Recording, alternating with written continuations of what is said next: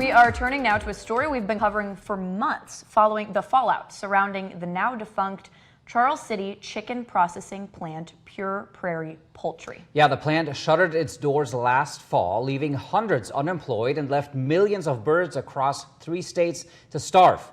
We first showed you this shocking video, those involved with the company alleging this right here is how birds were given water to drink at the plant.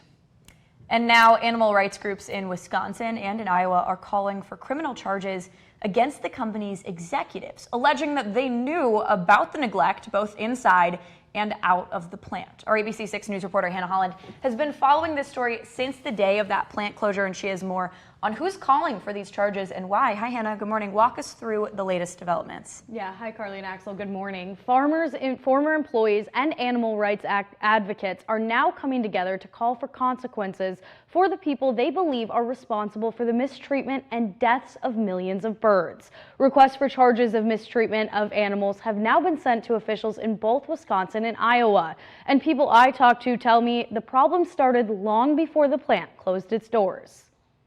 Inside the walls of the Pure Prairie Poultry plant in Charles City, former employees recall shocking treatment of the chickens before they were slaughtered. The birds in the live shed on semis for several days in 90-degree plus weather. No food, just watering them with the garden hose. This incident in September 2024, where thousands of birds were allegedly held over for 5 days in the heat, given little to no food, and only given water via a garden hose. Employees who saw the incident reported it to the People for the Ethical Treatment of Animals, or PETA. They were concerned that these birds were being kept in hot weather. They were being sprayed with a hose allegedly once a day as a way to provide them with water, which of course is not any way that a bird would be able to drink. PETA sounded the alarm to the USDA's Food Safety Inspection Service, which routinely visited the plant. The report, shared with ABC 6, said on that day 481 birds were dead on arrival to the facility, which the investigator notes seems like a lot. That clearly indicates that these numbers exceed even the chicken industry's norms. Chickens always die on trucks en route to plants, but that many chickens being parked for that number of days is not in line with industry standards, and could certainly be charged as a violation of the state's livestock neglect statute. But months before the plant closed or even filed for Chapter 11 bankruptcy, Pure Prairie staff say they saw the writing on the walls.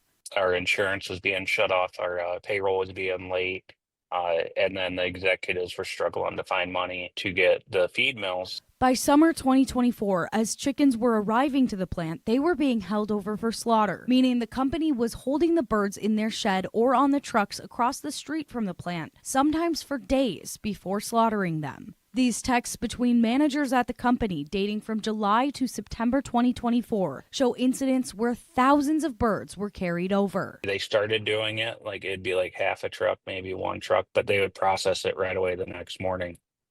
And then it started getting to 1 to 2 days, and then they were holding trucks over throughout the week just to try to catch up, and they wouldn't cancel pickups. And as those chickens were held over for longer periods of time and more frequently, employees say they started running into issues on the processing side. They had dumpsters there, and they were hanging one live bird up and throwing 4 or 5 dead birds before they hung another live bird. When we had 80% kill rate, that you can't even process that animal anymore.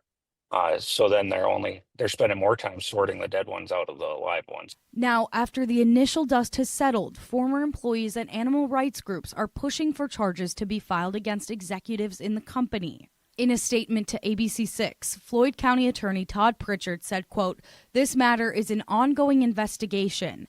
Anyone with information is encouraged to contact the Charles City Police Department."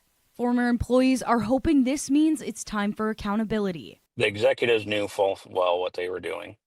They knew months in advance that they did not have the money to feed the birds because they had already been running out of bird food. But the issues were happening long before any employees blew the whistle and spread far beyond the 4 walls of the Pure Prairie plant in Charles City.